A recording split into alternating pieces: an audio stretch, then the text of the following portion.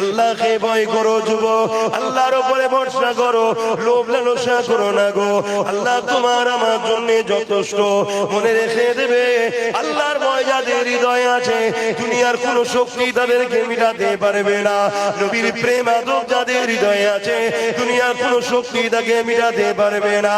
এ নওজওয়ানেরা, আজকে দুনিয়া একদিকে যেমন আমাদের অন্তর থেকে আল্লাহর ভয়কে বার করে নিয়ে দুনিয়ার তাগুতি শক্তির ভয় ঢুকাতে লেগেছে এবং আমাদের ঘরে হারাম খাদ্য খাওয়াতে লেগেছে।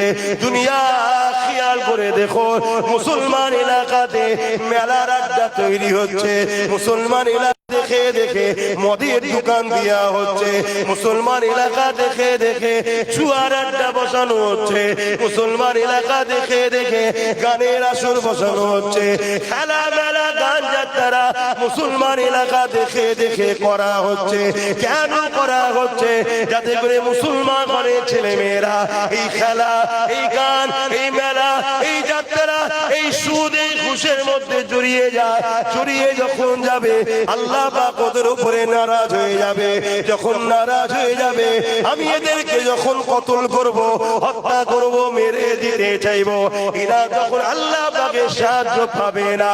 এটা একটা পরিকল্পনা চলতেছে, এর থেকে মারাত্মক পরিকল্পনা। এই যুবকেরা, তরুণেরা সরকারি ভাবে তোমাকে আমাকে হারাম খাদ্য খাইয়ে দিয়ে কাফির বেঈমান বানাবার পরিকল্পনা চলছে। এর থেকে আরো ভয়ঙ্কর পরিকল্পনা, এমন করে একদল দাড়ি টুপিওয়ালা দ্বারা তোমার আমার হৃদয় থেকে আল্লাহ নবীর প্রেম আদবকে বার করার চেষ্টা চলছে। হাজারো রকম দিক দিয়ে তোমাকে আমাকে মিটিয়ে দিবা একটা পরিকল্পনা চলছে। এই সমস্ত পরিকল্পনা থেকে বাঁচার জন্য তোমাকে আমাকে রাসূলুল্লাহর কদমে যেতে হবে। আমার নবীকে মহব্বত করো, আমার নবীকে প্রিয়ার করো, আল্লাহকে ভয় করো, লোভ লালসা করো না। জিহাদে আল্লাহ রেখেছে ওই হালে তুমি শুকরিয়া আদায় করো। জীবনে কখনো উপর দিকে তাকাবে না, সর্বসময় নিচের দিকে তাকিয়ে থাকবে। তাহলে দেখবে দুনিয়ার জীবনটা তোমার আনন্দ খুশিতে কেটে যাবে। বুঝতে পারছেন? ওপরে কখনো তাকাবে না, নিচে। তার মানে তুমি মোটরসাইকেল নিয়ে যাচ্ছ, চার চাকা, ওটা দেখোনি, নিচেই সাইকেল নিয়ে কেউ যাচ্ছে তাকে দেখো, জোর সাইকেল আমার মোটরসাইকেল আছে, আলহামদুলিল্লাহ যাচ্ছি। আর তুমি যদি ওইটা দেখো চার চাকা, তাহলে তুমি লোভে পড়ে যাবে।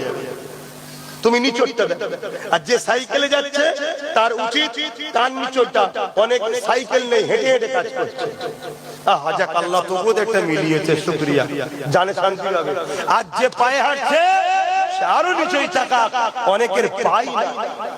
আল্লাহ তো তোমায় দিয়েছে, কথা বুঝে আসছে? ওপর দিকে যদি তাকিয়েছো তখনই তোমাকে শয়তান ভেতরে ঢুকে গেল।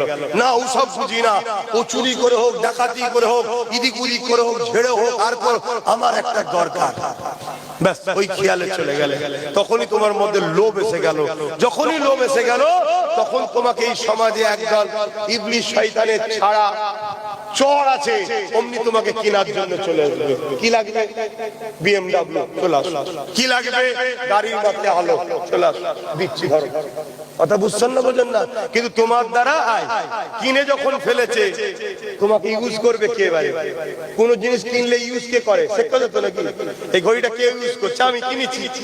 তোমাকে যখন কেউ সেই জায়গা থেকে আব্বাস সিদ্দিকী চেষ্টা করছে তোলা, উঠতে পারবো কি আমি জানি না, কিন্তু এতটুকু জানি যে চেষ্টা করে আমার আল্লাহ তাকে কখনো ছেড়ে দেয় না। তাই জোরে বলুন সুবহানাল্লাহ। তাই চেষ্টা করছি আমার বিরাট প্রিয় ছোট ভাইটাকে আমি নাম দিয়েছি, যা। এখন মানুষ বুঝবে না, তাই আমি এদিকে ধর্মের দিকে আছি, তুই রাজনীতির দিকে যা। এতে আমার কওমের অনেকে আবার আমায় গালিগালাজ করছে, আছে না? মানে চাটুলগাড়ি করে করে, গোলামি করে করে, জালিমদের পা চেটে চেটে এদের হুঁশি নাই রাখা। এ যুবক, খারাপ লিখছো কথা? তাহলে একটা ছোট্ট ওয়াকিয়া তোমাদেরকে শোনাই, এই দুটো কথা মনে রাখবেন বীজখানে।